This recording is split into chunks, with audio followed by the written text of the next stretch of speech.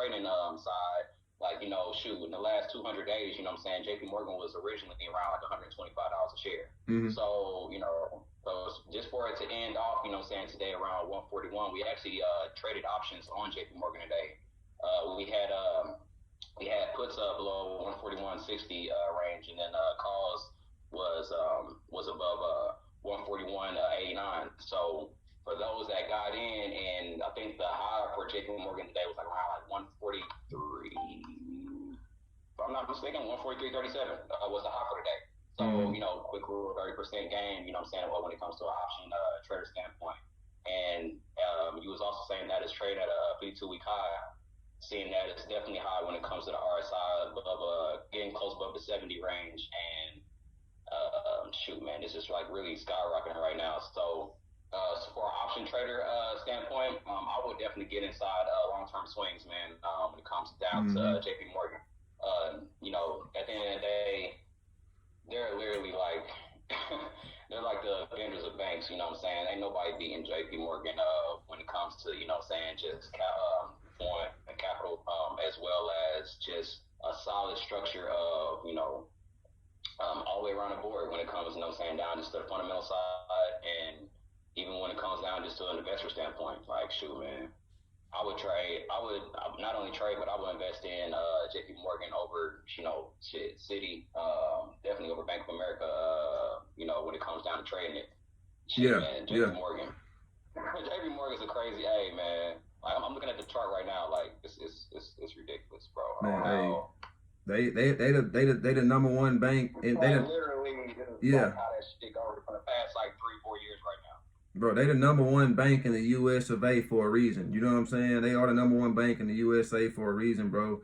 And here's the thing: when people have to understand, just going away from them for a moment, just getting into the financial sector and the banking sector of the world in particular, there have been 3,500 bank failures in US history, right? Throughout time, you've had in the Great Depression, you had about 367 banks that failed. So this isn't nothing new, right? This is nothing new under the sun. From 1929 through 1941, which was the Great Depression, you had banks go under, right? This isn't nothing new. You've had, I'm gonna say, 70 bank runs in the last 10 years, right? This isn't nothing new, right? It's becoming more publicized as more people begin to become, as investing becomes more popularized.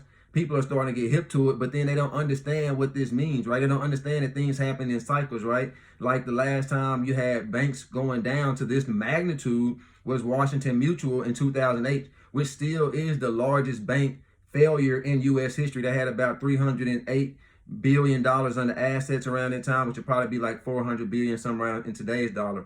People have to understand that history repeats itself, right? History repeats itself in the economy, in the market cycles, in business and things like that. And that's why I'm such a student of the history of the stock market, right? I'm such a student in the history of the economy, right? Understanding where these bank runs happened, understanding in the Great Depression, what the economy was like, understanding in the dot-com bubble what the economy was like, understanding in 2008 in the housing bubble what the economy was like, and how it impacted businesses, how it impacted the economies from the consumer to producers, how it impacted stocks, right? Everyone's lives are impacted by these things, by these phenomena in history, in time. And if you can go back and study the time, you can bring that to the present, and then you can capitalize on the future, which is what I do when it comes to the stock market. See, that's why I'm the GOAT, bro. That's why I'm the greatest fundamental investor of this generation, bro.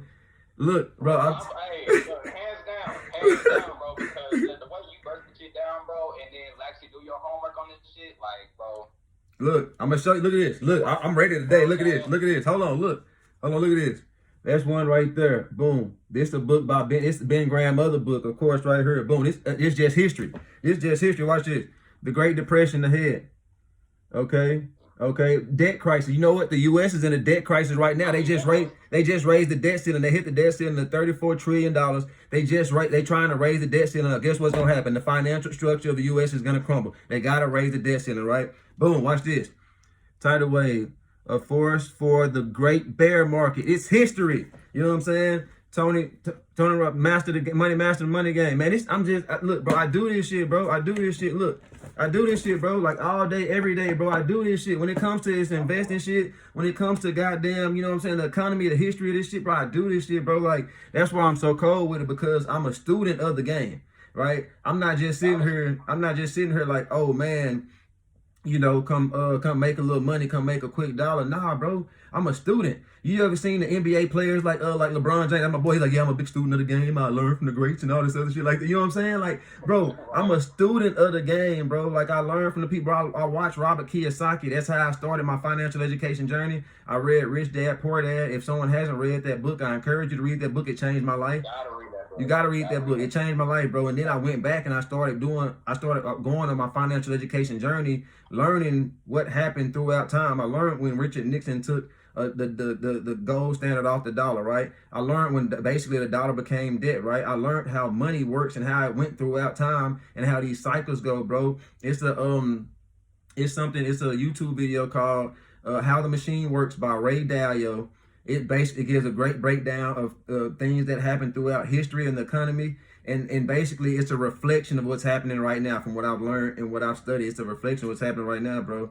You gotta, if you want to be the best at this, or not if you want to be the best, but if you want to maximize your profitability, I definitely suggest that you do your homework and you learn how to play the game and how history has impacted today's current markets. Definitely, bro. And just to piggyback off of that, like, shoot, you know, same way how, you know, you go, well, when it comes to you, like, you know, you're a straight fundamental investor, you know what I'm saying? I'm a person that looks at patterns, you know what I'm saying? Okay. You know, as it goes with, you know what I'm saying, going back in history. You got to go back in history to see where, you know what I'm saying, where it's going to end up being, because at the end of the day, all of these stocks repeats itself, you know what I'm saying? Of course, you're going to see new big tweet highs, new big tweet lows, but at the end of the day, once you start actually looking at, you know what I'm saying, balance sheet, start looking at, you know what I'm saying, quarterly 10K, the cubes and everything, you know, you start to really realize that, you know, these stocks that you're really going to be investing in for the long term is, you know, shoot, man, the shit is there, man. The shit is there as far as, hold on, real fast.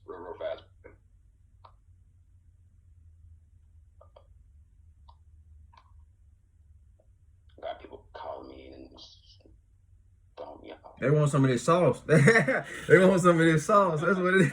Hey, we say that's money calling. That's money calling. They want some of this sauce, brother.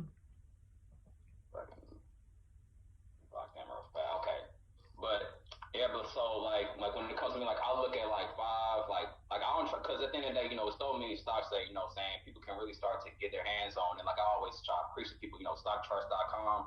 You know, it gives you them tools to where you'll be able to look at, you know what I'm saying, those new big 2-week highs, those new big 2-week lows, seeing, you know what I'm saying, as far as a trader standpoint, you know, how you want to look at it, bullish MACD crossovers, you know what I'm saying, and seeing this, and, you know, seeing all these different, you know, ways that where you can really take advantage of the markets, you know, regardless if you're a long-term investor or even if you're just a scalper or, you know, a swing trader. You know, gotta do your due diligence at the end of the day, you know what I'm saying? You know, you'll be able to see in the history if a stock is a good or bad stock. Obviously, for an example, you know, Bed Bath & Beyond, you know, if you did your research and seen, you see that stock has been on a decline. For like 10 years now. For like 10 years. Been on a decline for years. Yeah. You know, research, you'll be able to see it at JP Morgan, you know what I'm saying? And, you know, they're two different sectors, two different stocks, two different type of companies. You'll still be able to see, you know, what stocks is on the is on an uptrend, what stocks are really good buys, you know, and it's really your decision and your homework to see good entries, you know what I'm saying? See where, you know, how can I make a buck off of, you know, how can I turn 50 cents into $1? That's the name of the game. Hey, and that, you know what's so cold about this, bro? And that's what, you know, I show people how to do, and I know that's what you show people how to do. Look, because I can sit here and we're buying, the name of the game is to buy dollar bills for 50 cents, right? So when you're buying these undervalued companies from a long-term perspective, a long-term fundamental perspective, we want to find out, how can I pay 50 cents, 60 cents, 70 cents for this dollar bill, right? Because that's where your increase comes in at. That's where your appreciation comes in at. You buy low and you sell high, right? So that's the name of the game. Is how can I turn this? what? How can I turn this 50 cents into? How can I buy a dollar bill for 50 cents? And that's how we play the game. So it's like people got to understand one, compound interest. You know what I'm saying? So when you're playing a long-term game, your money, the money that your money makes is gonna make money for you. I listen to The Richest Man in Babylon every single day, and yeah, and then it's a story they tell on there where they say the guy was teaching this other guy how to make money, right? And he was like, he started getting his hustle on. He saved up some money, and he started like putting his money to work for him. He asked him, "What you do with your money?" He said, "Well, I go have me a nice banquet, a nice feast, all that. I buy me some nice robes and all this." He said, "You eat the children of your kids. You eat the children of your money. You eat the money of your the children of your money." And then he was like, he said, "Fool, every dollar that you make is gonna be a servant for you, and then every child that dollar has is gonna be a servant for you. You know what I'm saying? And so on and so forth. You know what I'm saying? The dollar is meant to labor for you, and that's why I tell people you gotta work hard. You want the money to work harder for you, then you work for it, right? So when that money, so that's what compound interest is. The money that your money makes is gonna then double back in and make more money, right? So now instead of I got $100 and I made a 5%. I made a 5% return on that $100. That's $5, right? So now that $5 is gonna go into that 100. So now instead of making a 5% return on that $100 that I initially started with, now I'm making the return on that 105 because that $5 profit is gonna be able to earn me interest and profit as well, right? Absolutely. And people gotta understand the money game, right? You gotta understand the money game if you want to get in the game, or if you want to win the game at least. That's how I look at it. And a lot of people aren't willing to do that due diligence. You know what I'm saying? And I believe Albert Einstein said that compound interest is the ninth wonder of the world. You know what I'm saying? You know, those who get it, receive it. Those who don't, pay it, right? It's all about compounding interest and long-term sustainability. That's the name of the game. And when you buy like today, we was talking about it earlier, the Dow Jones was down. The S&P was flat it was just flat. The NASDAQ was down, and then my portfolio was up. Right. Hey, bro, not to cut. Hold on, I'm trying to turn my crazy, bro. Who? What I tell you? Who? We picking winners. Oh, they too big. Look, man, they only gonna keep growing. They only gonna keep growing. Look, hey, if you're smart, like I said, I just gave the breakdown. I don't know if you've been paying attention. Whoever watching, go back and listen to the breakdown. If you got the breakdown, you would understand why this is a potential stock to own. They not going nowhere, man. They not going nowhere, brother. They been around. They just keep getting bigger. That's why they're the #1 bank in the United States, bro. That's why they're the #1 bank in the United States, bro. Like, really, man. People better get hip to this. I won't be surprised if this ends up within the next 2-3 years being a $200 stock at least. You know what I'm saying? Oh yeah. You know what I'm saying? I wouldn't even say 2-3 years. I'll probably say within the next year or two. Yeah, next year and a half. Because you gotta look at this though. Here's the thing. This is what people gotta understand about this economic climate that we're in.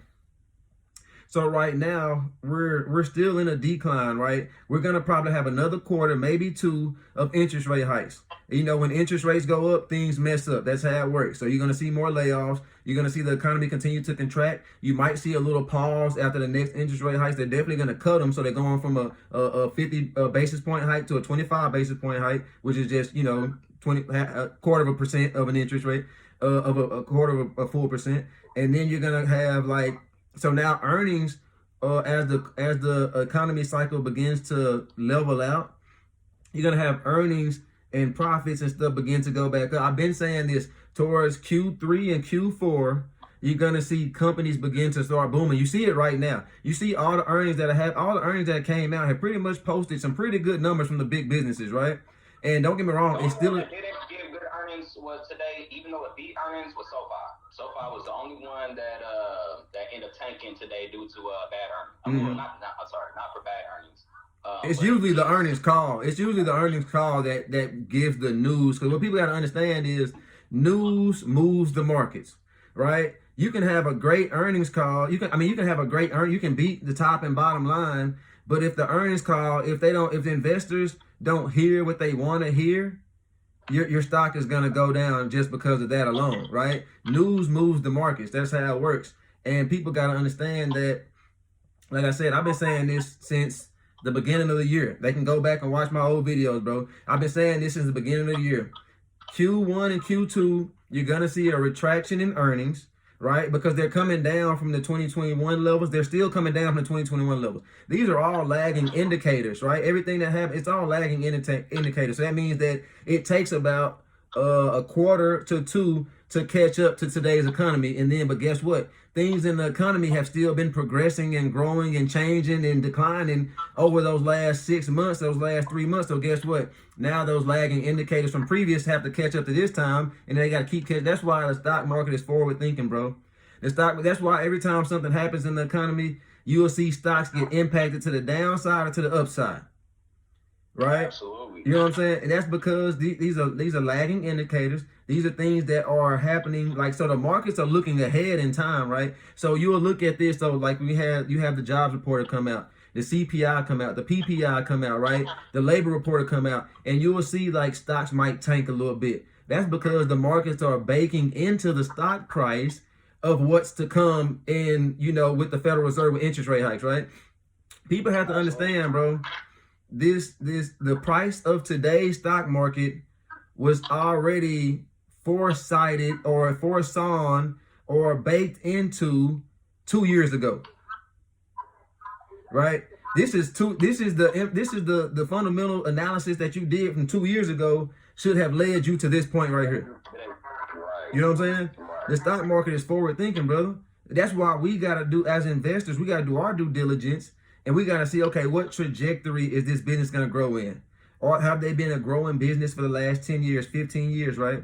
Have they been beating earnings for the last 10 consecutive quarters, or at least 10 to 8 consecutive quarters, right? Have they been growing their operating cash, their net income, their profits, their revenue? Have they been growing their earnings? Have they been growing these numbers consecutively over time? I'm not saying it might be a blip in time where they happen to take a decline, because things happen. Things happen. But did they catch back on, and did they continue to increase, right? Because if they did, then guess what? That means the business is growing.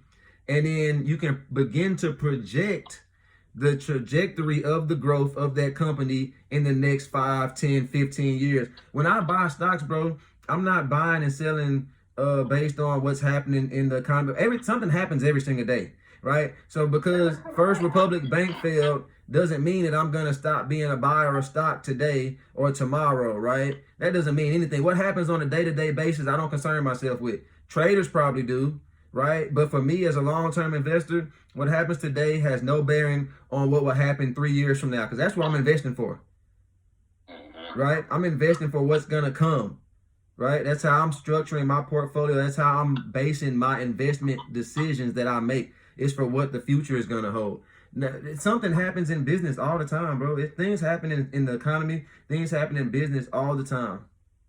It's up to us to have the emotional intelligence to keep riding this roller coaster ride and understand, because that's where you increase your risk tolerance, is through emotional intelligence, because you understand what's going on.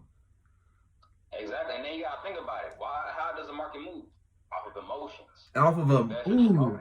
It's an emotional person. The markets is an emotional person. If you hear on the news that, let's just say the market moves off any fucking thing. You heard some shit about an Apple CEO that, had some crazy, They could have had an affair. And the stock could go. The fucking stock gonna fall, man.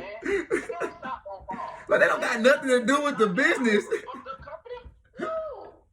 But goddamn.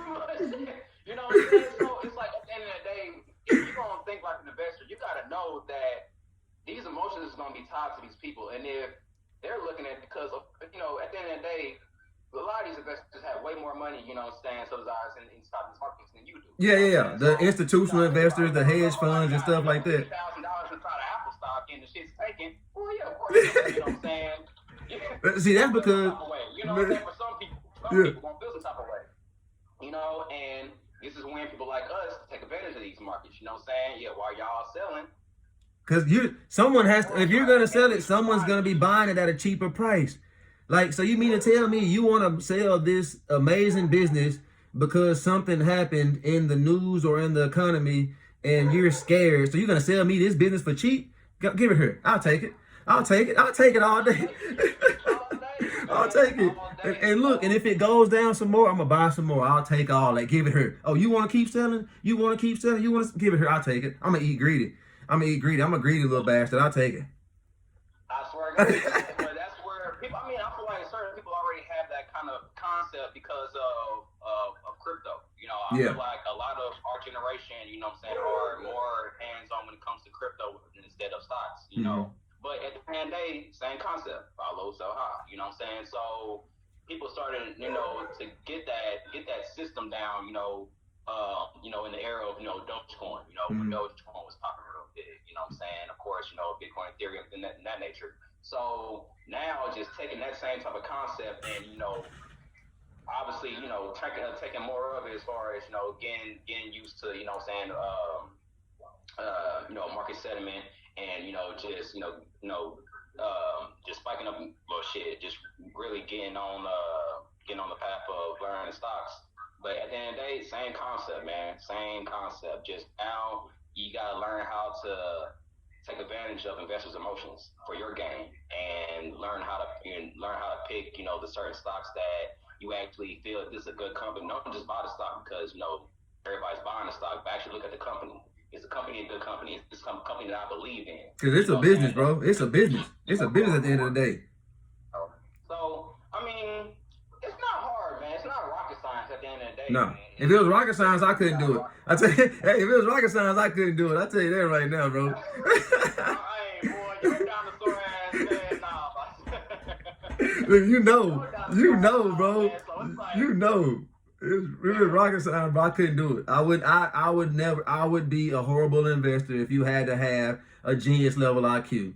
You know what I'm saying? But that's why anyone can learn this, bro. Anyone can learn this right here, brother. It's so easy. If you get these few key principles down packed, you will be able to maximize. That's why I say it's just the education, bro. Proper education limits risk, and it maximizes the profits, right? If you understand that this isn't a fundamentally sound investment because of these factors that you put together when you did your investment thesis, when you built this story, then, okay, let me stay away from that.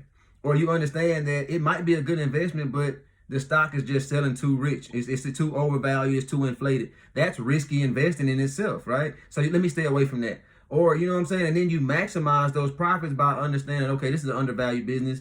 The stock price is selling at a 30% discount, 50% discount. Let me go ahead and now let me make this buy, right? Because my fundamental analysis, my research declares that this is a wonderful company to own. Not a stock. This is a wonderful business to own. And if I can partner with them and they're going to continue to grow over the next 5, 10, 15, 20 years, because it's a long-term game, I'm going to continue. My money will grow in step with that, bro. That's what people got to understand. And that's what we showing people how to do, brother. That's why if they come in, they come tune in, they come become a part of the family, a part of the organization, they will learn, bro. When I finish this workbook, bro, it's a wrap. When I finish this workbook, oh, man. We're going to change the game, bro. We're going to change the game. You have to understand that once you buy these stocks, you are literally a part owner of these companies. If you move like a business owner and see this as a business, then you will be able to profit like a business owner at the end of the day. A lot of people don't got that business owner mentality though, bro. They got the consumer mentality. They so used to consumerism, they forget to be a producer. They forget to be a business owner. At the end of the day, you're a consumer, so you know what this company is good for. Exactly. You know what this shit is gonna do, man, because you buy this goddamn company's products. So you telling me that you can be a consumer and you don't know how the next person is gonna be wanting to get the same shit or want to get an upgraded version of, you know, and man, hey, at least use that as a point to make some money. Like if you like to eat McDonald's all day, every day, you might. I'm not saying this is. Yeah, bro. Look, I'm not saying it's a great investment or a bad investment because I don't like the damn food, but I understand their business model, right? So it's like this. If you understand, if you like, man, I only eat McDonald's. Like I love their chicken nuggets, and that's the only place you go shop at. It's worth taking a look at the business's fundamentals and seeing if it's a sound investment. A lot of the companies that I invest in, bro, come from either products I consume or services that I consume or things that I see on a day-to-day basis, right? It's a railroad company I invest in because I was watching the news at my grandmother's house, right? It's a funeral business I invest in because I thought about it when my granddad died a while back. I was like, damn, people die every fucking day. You know what I'm saying? It's a business, right? These are business industries, right? And then I found a good stock based off of an interview when I started investing in the Endeavor, which is the parent company for UFC. I seen how they went from 1 million to a $1 billion company in like a couple of years. I'm like, wow, I wonder if this stock is publicly traded. I equate everything to business, and then I equate that to investing, right? And that's how I'm able to pick some of these amazing businesses, bro. Like the stocks that I have, bro. I don't got just all the popular stocks. I ain't fucking got, you know what I'm saying? I ain't just. I was about to mention that, bro.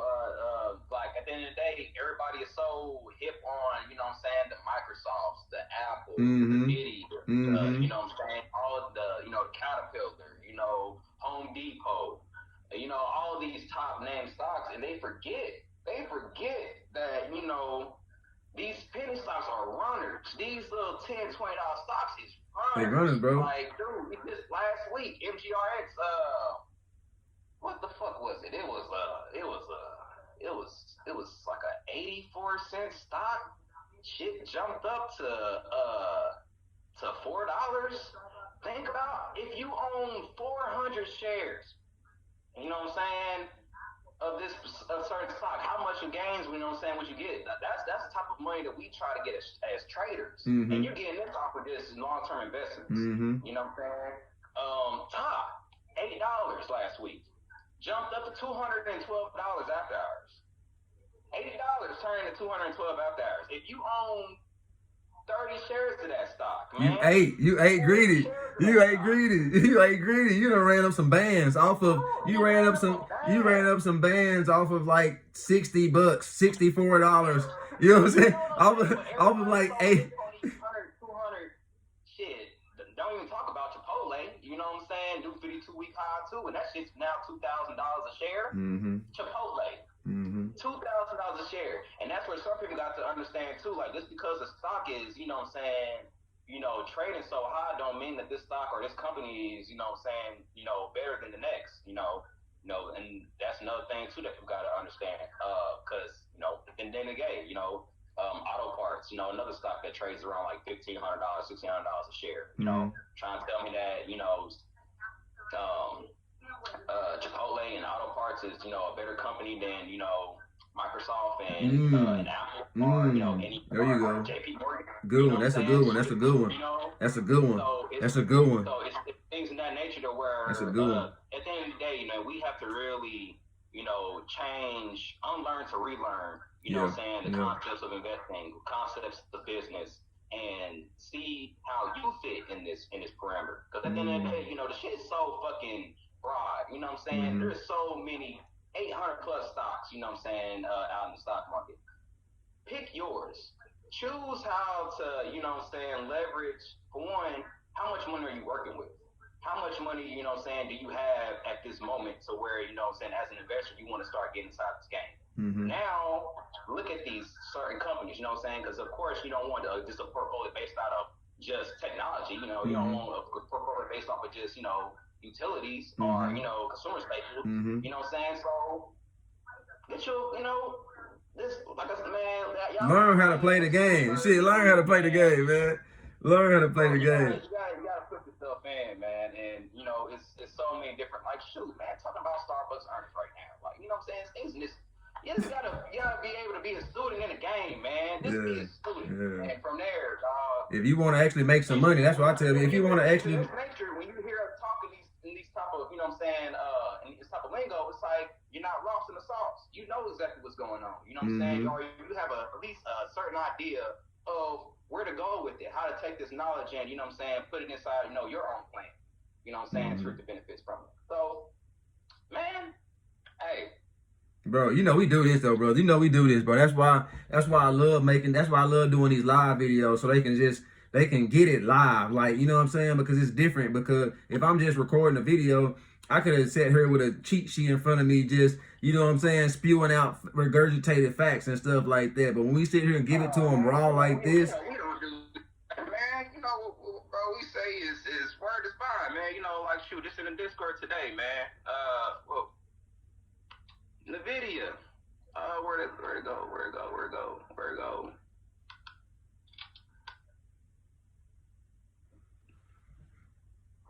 $480, 92% return. God damn, that's beautiful. That's beautiful. You know, $480 gain. You know what I'm saying? So it's like things in this nature, man. That we can't make this shit up, bro. Type deal. Like, Facts, bro. We live this. Facts. All day. That's the thing, bro. You gotta live. If you gonna do it, bro, you gotta live it. You know what I'm saying? You gotta walk that walk. You gotta be in that game. That's the only way you're gonna win the game, bro. A lot of people not actually in the game, or they've been on the sidelines compiling so much information that they can't get in the game and start getting beat up. You know what I'm saying? Like, bro, you can't just sit on the sideline. You know that analysis paralysis is a motherfucker, bro. You can't just be sitting on the sidelines like, oh, I'm just gonna keep studying. I'm gonna keep studying, bro. Put you some money in the game. Jump in the slopes, get beat up a little bit. You're going to learn how to play the game. If you're smart, you'll come to someone that knows how to play. You'll join a community. You'll read some books. You'll watch some videos. You'll put that sweat equity in. Even if you got to pay for coaching and mentorship, get in the game, right? Get in the game so that way you can start learning how to properly play the game, bro. Like, I didn't get to this point. Like I said, the markets are down, bro. Either they flat or they down. My portfolio is up. I'm not hurting, bro. My portfolio is up, but the markets are down. I'm up. And this happens even when the markets are up, I'm up even more. If the markets are down and my shit happens to be down, I haven't lost as much as they did. And I'm picking individual stocks, right? As a stock picker. Right. You know what I'm saying? They better learn how to play the game. And that's things, and just to piggyback off of that, man, you know what I'm saying? Just again, people have to learn how to definitely diversify their portfolios, man, to be able to beat these markets. You know what I'm saying? You can't just buy one sector and thinking that, you know, this is going to end up, you know, working out for me in the long run. You know what I'm saying? Like, you definitely have to be able to learn defensive sectors, learn how to pick certain stocks that regardless is always going to be able to, you know what I'm saying, keep your portfolio at least balanced. If not, you know what I'm saying, of course, you know. Look at the NASDAQ and the Dow Jones. Look at the NASDAQ and the two indexes. Dow Jones has 30 stocks in it. They got 30 stocks in it, bro. And look at this. Out of this 30 stocks, they are all not in the same sector in of the market, right? The S&P 500 has 500 companies in it, bro. All of them in different sectors of the market. These are diversified baskets of stocks, bro, into an index. So if you position your portfolio like I have, then that means that you will have a diversified basket of stocks, but in your portfolio, which can turn into an index. Like I said, I outpace the indexes all the time, bro. I'm up. My portfolio was up today. The stock, you seen the green that I posted today. My shit green as a motherfucker. My shit, the stock market, bro, the NASDAQ is flat. The S&P is flat, NASDAQ is down, and the Dow is down. How am I able to do this, bro? I learned how to play the game, right? I learned how to pick and analyze individual stocks and how to put the ideal portfolio together. If I start seeing too many of one stock that I got my eye on, it's like, okay, like at one point I had probably like 2 or 3 I went through cycles in my learning learning career, like in my learning curve, right? I went through, like, at one point I had like 3 automotive companies in my portfolio and shit like that, and you know what I'm saying? Because I started having like 4 oil stocks in there and shit like that. But don't get me wrong. Oh yeah. But that's because I fell in love with them, though. I fell in love with them, but then I adjusted my portfolio, right? I said, okay, you know, let's just do, because I love energy stocks. So let's just do 2 of these. I love the cyclical nature of the automotive industry, right? Because it's a lot of upside to it. It has its moments in time where it just falls off a cliff. But it has great utility, because you think about it, bro. Like if you were to buy, it's a stock called Stellantis. They own, this is the company that owns Dodge, which owns Chrysler, which owns Jeep. You know, everyone wants the Trackhawks, everyone wants the Demons, everyone wants the Hellcats and stuff like that, right? So then you use this to your advantage, right? So then you're able to shift your portfolio, your mindset. So then I diversified to another degree of, okay, let's get some financials in there. Let's get some consumer staples in there. Let's get some consumer defensives, right? Let's get a couple of cyclicals in there, because it all helps you when it comes to when you're buying these when you're buying stock, right? When you're buying, even let's say you got a portfolio of 10 stocks, it's not going to be a good time to buy more of every single stock in that portfolio. You know what I'm saying? It's not a good time to buy every single stock in that portfolio. Some climates might favor the buying of other stocks, right? Like during last year, when we had the oil crisis because of the war in Ukraine, which is still going on, but it was like the supply was lessened and demand was, higher, right? So the prices was up. If you have already had these businesses in your portfolio and they're now up 50%, you don't buy that. You don't touch it.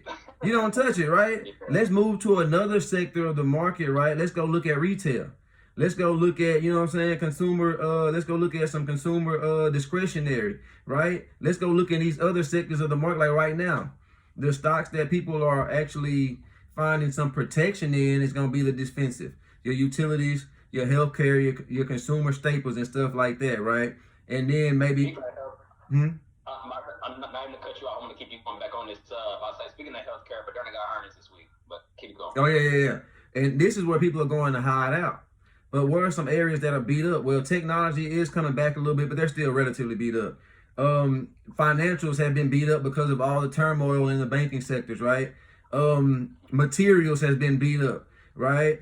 Industrials has been beat up to a degree, not too much, but to a degree. And then, but that's just understanding market rotation, sector rotation, right? So if these are beat up and you got all of these in your portfolio, that means you're buying the ones that are beat up right now because you're making money. And I tell people, you buy during the bear and you hold during the bull. You know what I'm saying? Buy during these bear markets and then you hold during the bull. So it's like half of my portfolio, well, not me, but half of your portfolio might be in the bear market. You know what I'm saying? They might be down. So it's like, okay, let me just scrape the pot and just keep adding shares to it, adding shares, building that position. And then you got these other stocks over here they're on a run where they're up 20%, 30%, 40% of your portfolio. Well, I'm not going to buy more because at that point you're averaging up. And that's not what you want to do because you're decreasing your profitability, right? I would rather buy these other ones that are in this bear market and average down. So when that market flips, and the sectors rotate, now I'm increasing my profitability. This is how we limit risk and maximize profit. And I say, and just to piggyback off of that, just on a trader standpoint, I would always look at the average. Where has the stock been in the last 200 days? Yeah, right? yeah. And then from there, where is it at currently? Because at the end of the day, even though it's an average, stock's going to end up getting somewhere back to that. Level. May not be exactly that average, but you know what I'm saying, it's going to be somewhere to where eventually, that stock has to get back to be able to get more growth. So for that, looking at that, I would always want to be trying to figure out, okay, if I know the stock is at a new week-to-week high, then of course I'm going to add this to my watch list. I'm going to wait for a good ass time to where now that I'm looking at, because I always look at stock charts, I preach stock charts like a motherfucker. So stockcharts.com, I will type in that ticker inside inside the search bar, and then from there, I would want to see where that stock is on the 200-day. And then from there, that would give me, at least a perspective of, when I want to get in or how I want to get in or even how much, I want to put in at that moment to where, just test the waters at the end of the day, So just, at the end of the day, just being a full, just doing your full research, man. You gotta do your due diligence, man, when it comes to this, because averaging up, you gonna feel like you never wanted to yeah.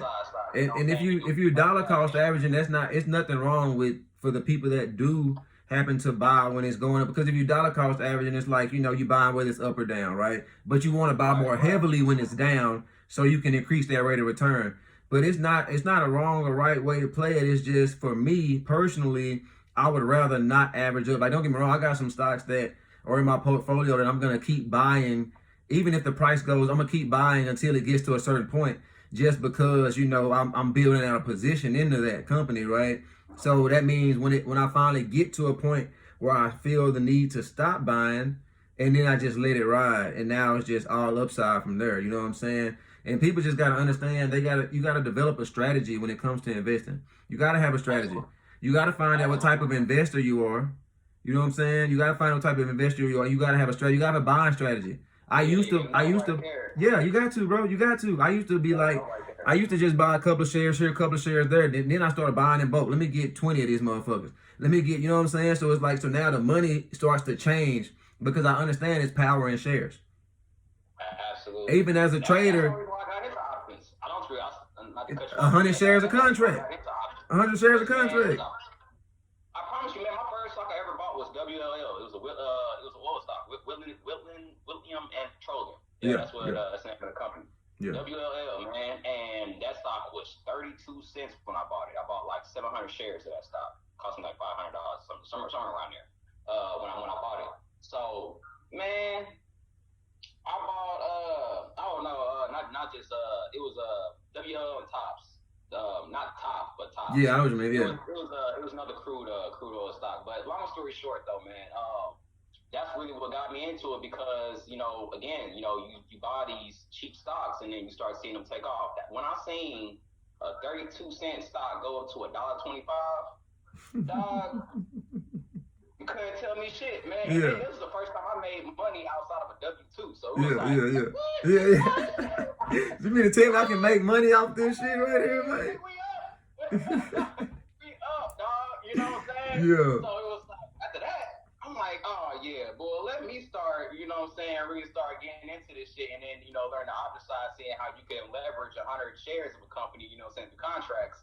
It was like, oh, yeah, let's go. Now I'm about to turn up. So, again, man, just when people just, dive in, man, when you dive in and you really start to, take it slow, see what cheap stocks you can get that are still great companies, at the end of the day, man, I got a watch list full of them.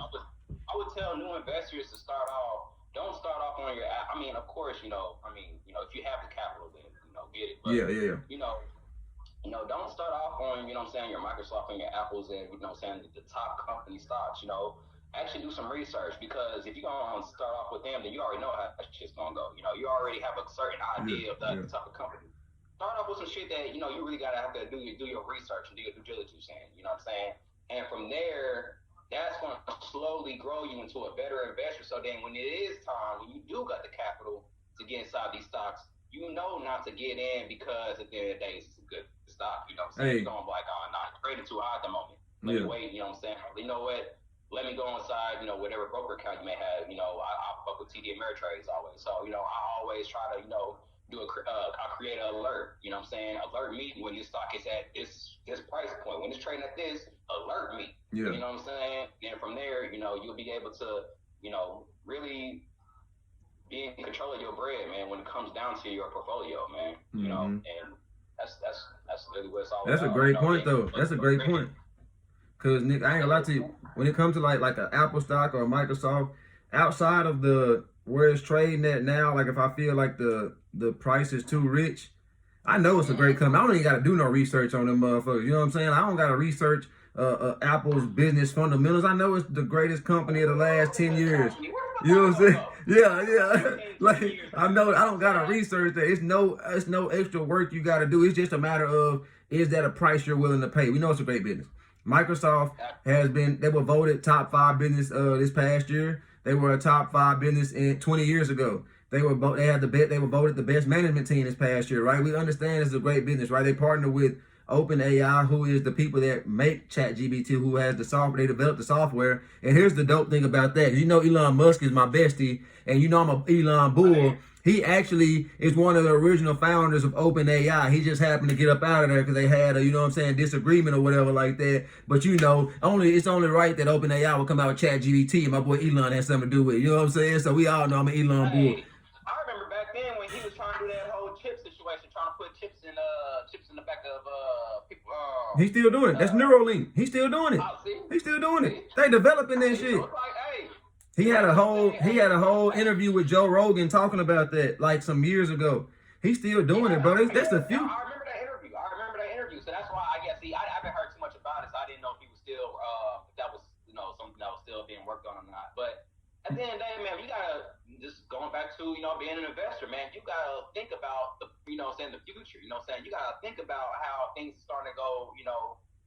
5, 10 years from now. You know what I'm saying? Obviously, we see that it's a big factor when it comes to AI. You know what I'm saying? Just all around the economy, all the way around the board. So, if we're thinking about, companies and thinking about businesses that are, trying to really, innovate AI and get certain programs and softwares down for their own benefit, then we got to start really thinking about Google. We got to start really thinking about Microsoft. We got to really start thinking about, the Teslas. We got to really start thinking about, the Apples and, all these technology companies and, definitely the top technology companies when it comes down to this, because they lead the way. It's going to be a battle of the AI. Yeah. Same way, big bank take little bank at the end of the day. Big bank take little bank through all business. You know what I'm saying? Who's gonna be the best AI company, next 5 to 10 years from now?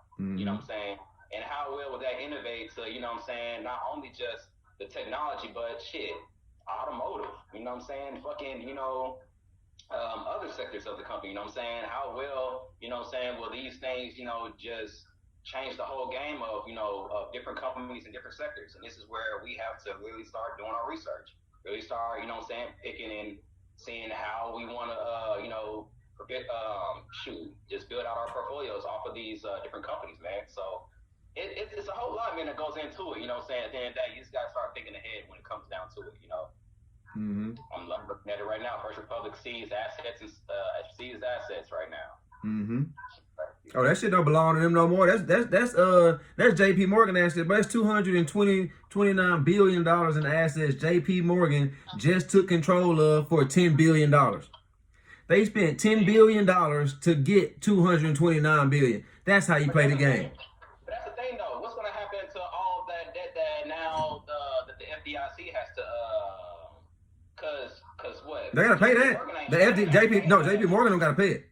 The FDIC gotta pay it. They gotta pay $13 billion. They're on the line for $13 billion. And then here's the thing, though. Everything that JP Morgan got is 80% insured. It's 80% covered by the FDIC, right? So they took on $92 billion of deposits from First Republic. They took on $170 billion in the loans, and they took on $30 billion from securities. Those loans are insured up to 80%. They got plenty of upside, and they minimized that downside. They didn't take on their debt or their preferred stock. They didn't take on the debt or the preferred stock. They just got all the money. They got all the money. That's how you play the game, baby. And when you invest in businesses that know how to play the game, your money will increase. That's what we're doing. As investors, we invest in businesses. As a long-term fundamental investor, you're investing in a business that understands essentially business. You know what I'm saying? You invest in businesses that understand business. And has that sheet to show it. And has that balance sheet to fucking show it. Hey, I told you, men lie, women lie, numbers don't lie, bro. If I can look at these, if I can break, bro, the balance sheet, the financial statement, the income statement, if I can look at all these and they make sense, I can make sense out of these. And then I can make sense out of these valuations, the other factors we use to evaluate these businesses. And these numbers, I can build a story around these numbers and a few other factors. You're going to find winners every time. Every time, man. Every time. This shit easy, bro. This shit easy, bro. This shit easy. Hey, the more you just start looking at it, the more you just start looking at Yahoo Finance, the more you turn on Bloomberg, the more, you know what I'm saying, even if you have CNBC. I hate Robinhood, but Robinhood is very great when it comes to information. You know what I'm saying? They do very well when getting that information out there. Man, shit.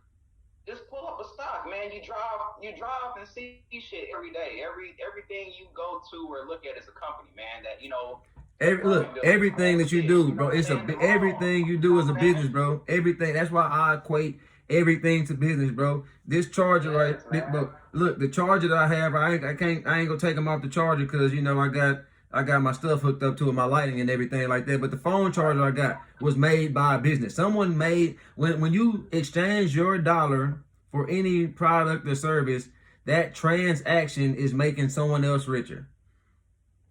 That transaction is making someone else richer. I look at this shit all the time. I'm like, man, my best stock in my portfolio is SPG. You know what I'm saying? Simon Property Group, and they own malls, they own, complexes, real estate, very commercial built out. And also they're a great dividend paying stock that's been paying me for the past 3 years. So it's like, these type of situations, it's like, man, you got to figure out, what stock, again, you know what I'm saying? Just do your due diligence, man. What stock, you know what I'm saying? My bad, bro. To piggyback on the whole everything is a business type deal. I own Endeavor stock, right? These are the guys that are the parent company for UFC, which is a business. And then they own Winter Wonderland, which is a business. You know what I'm saying? They own golf tournaments, which is a business. They own tennis tournaments, which is a business. They sold Miss America, which is a business. You know what I'm saying? Like, these are businesses. People don't equate everything that happens in life to business. Everything is a business.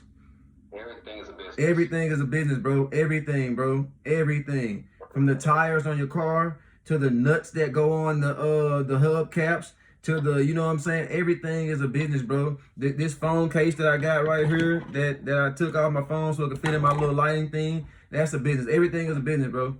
Everything is a business. God damn it. The lighter, that's a business. Someone is making profit on that.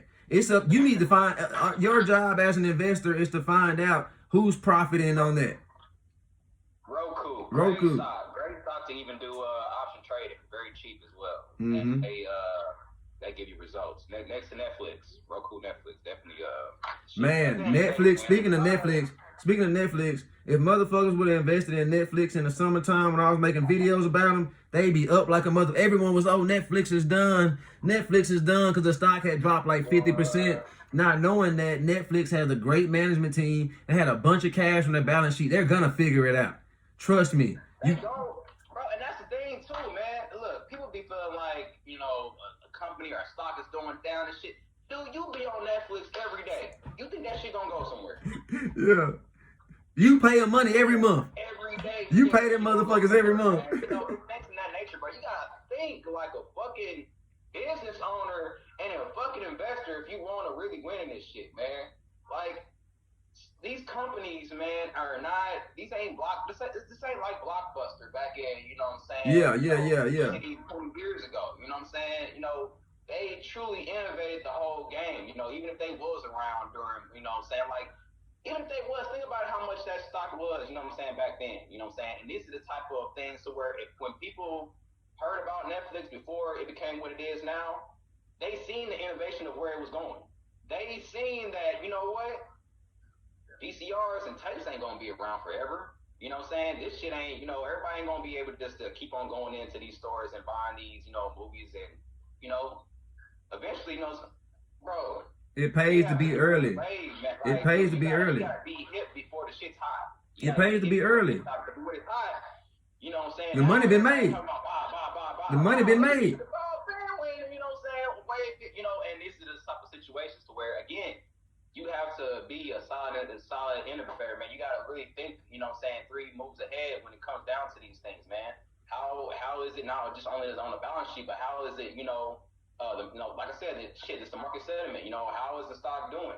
What is investors saying about this stock? So again, their money is what moves this stock. You know what I'm saying? How they feel about it. You know what I'm saying? And also, what is the CEO doing? What is the team and business management, doing to, keep growing this, this potential company or, coming to get off the ground. Things of that nature, man. You really gotta just be tuned in, man. Like at the end of the day, like shoot, Yahoo Finance will tell it all. They tell you, bro, you just got. That's why I tell people I watch Yahoo Finance every day. Now, Yahoo Finance will tell it all. You learn every day to talk that shit. Mm-hmm.